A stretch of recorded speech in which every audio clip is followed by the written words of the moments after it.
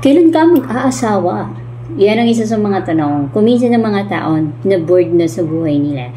Hi, this is Miss Lindsay again. Welcome to this channel. This channel talks about motivations and insights. If you like videos like this, then you can subscribe to this channel. I-click mo na rin ang notification bell para ma-update ka sa mga bagong videos na i-upload ko. If you're interested in this video, then stay tuned.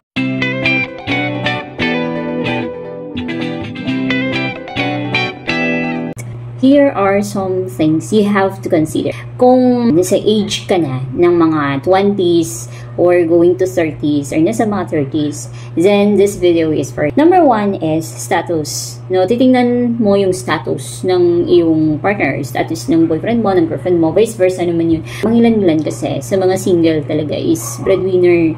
Kaya sila tatagalan mag-asawa, it's because they are the ones who is sinasandala ng lahat. So, pag ang boyfriend mo or mapapangasawa mo is breadwinner, ay mag-isip-isip ka kung kakayanin mo. Kasi may mga, na hindi nila maiwan-iwan yung family nila. Kaya nga, di ba, yung iba, pero nagkakaproblema sila when it comes to money. May kakilala ako dati na ayaw niya na magpakita sa family ng asawa niya kasi nga, iniisip niya na parang nakaasa na lang sa asawa niya yung side ng asawa niya. So, ayaw niya na pumunta kapag may okasyon, gano'n. So, yun ang isa sa mga i-consider mo kung kaya mo ba or ma-accept mo ba na gano'n. Number 2 is, consider mo kung magiging mabuting asawa ba siya para sa'yo. Kasi may iba na nagmamadali. Kasi nga nasa age na sila ng nasa 30, ay kailangan ko na mag-asawa kasi baka hindi ako magkaanak. And then later on, saka na lang na-realize na, ay sana hindi na lang pala nag-asawa. Kasi ganito, yung asawa lasinggero, yung asawa ganito, siguro yung asawa ganito. Yung mga boyfriend-girlfriend pa, okay pa. Pero nang asawa niya, kapag ka nalasing na yung asawa ay sinisipa na. Kaya mo bang tanggapin yung kahinaan niya? No. Number 3 is you have to consider the health. Yun ang isa sa mga kasi tingnan mo kung kung sakitin ba siya o hindi. Kung sakitin siya, edi pagtimbangin mo kung kaya mo lang, kung kaya mo siya i-handle. Kaya mo ba siyang makasama sa ganong habang panahon or kaya mo ba siya na tanggapin? Ganon. Kasi baka in the long run, hindi ka masyadong nabubusisi and then later on pag nag-asawa ka na, doon ka na magsisisi na ay sana si na lang ang ko, sana ganyan. Yun. Number 4 is hygiene. Yun. So dapat alamin mo kung malinis ba siya sa katawan, malinis ba siya sa bahay, ganon. Kasi ang pag-aasawa ay it's a lifetime imprisonment, sabi nga nila. Number 5 is family. So, mo din, you have to observe the family. Mabuting tao ba sila?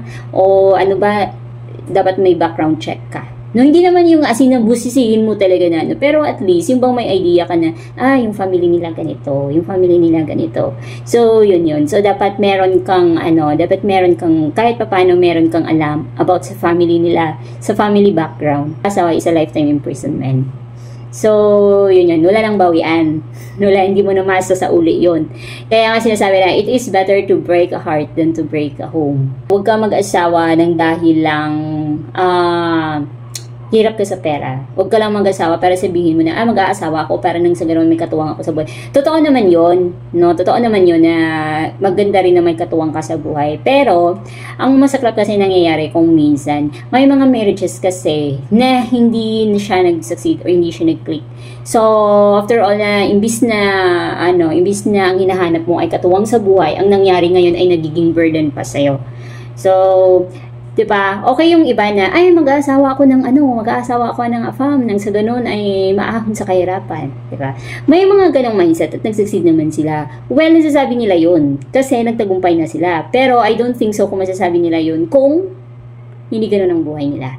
Magiging maganda yung buhay mo kasi it's not a guarantee. It's not a guarantee na kung halimbawa ay mag-asawa ka ng ganito, magiging maganda na ang buhay mo. It's not a guarantee. What if walang dumating? Kasi nga, nag-aantay ka lang. Di ba may mga memes sa Facebook kung minsan na sa kakantay ng forever is nagiging kalansay na, ay siya, dear, mas higit pa dyan ang mararanasan mo kung mapupunta ka sa maling tao. It's better to stay single. At least, napagandaan mo yung iyong pagtanda. At least napagandaan mo yung sarili mo. At least secure ka kasi kaya mong buhayin yung sarili mo. Kaysa nag-asawa ka at napunta ka sa maling tao. So, better not to get married than to suffer your whole life. I still believe in groom yourself. So ganon, diba, you will get old gracefully. Happiness doesn't depend to anyone. So, nasa sayo naman yan. If you like this video, you can hit the like button. You can subscribe to this channel. If you haven't subscribed yet, this is Miss Lindsay again. Thank you for watching.